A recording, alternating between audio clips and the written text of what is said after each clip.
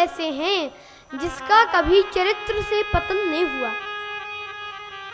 एक बार रावण कुंभकर्ण के पास पहुंचा तो कुंभकर्ण ने कहा कि लंकापति, आज तुम बड़े उदास दिख रहे हो। तुम चिंतित आज दशानन क्यों?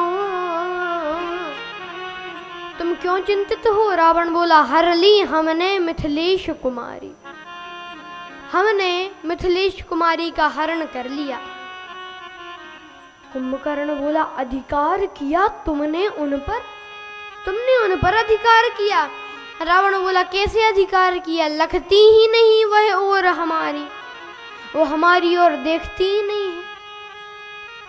अच्छा, तो जैसे साधु का वेश धारण करके हरण कर लाए तो राम जी का रूप धारण कर कर अधिकार पा लेते। तब राघव ही ना बने तुम क्यों?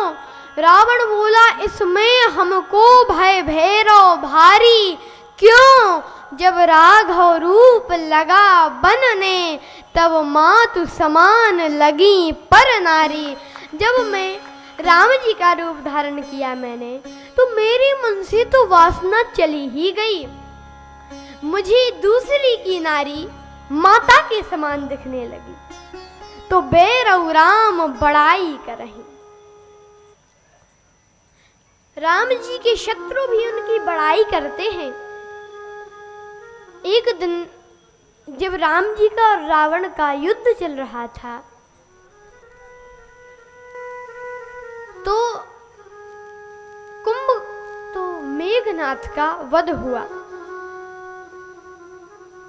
तो मेघनाथ की पत्नी सुलोचना रावण के पास आई और कहा कि पिताश्री, अगर आपकी आज्ञा हो तो मैं अपने पति का शव रामादल से ले आऊं। रावण बोला, अवश्य बेटी जाओ, अवश्य जाओ। अब दरबारी सोचे कि महाराज, सभा में था उस समय रावण, दरबारी सोचे कि महाराज आपकी 10-10 बुद्धियां हैं, एक में भी समझ नहीं है, 20-20 नेत्र हैं, एक से भी दिखाई नहीं देता। कहा क्यों? कहा अभी आपका और उनका युद्ध चल रहा है, आपका और राम जी का, तो ऐसे में आप सुलोचना को भेज रहे हैं, क्या पता वे सुलोचना को बंदी बना लें और कहें कि तुम सीता जी को लौटा दो। राम जी कहें कि तुम सीता जी को लौटाओ तो हम सुलोचना को लौटा देंगे। तो ऐसे में आप सुलोचना को क्यों जाने दे रहे हैं? तो रावण मुस्कुरा कर बोला कि दरबारियों, कितने ना समझ हो। क्यों? राम ऐसा नहीं कर सकते। क्यों नहीं कर सकते?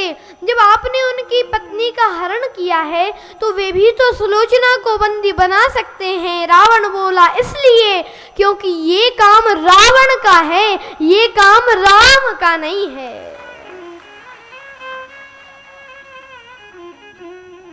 और एक बार तो श्री तुलसीदास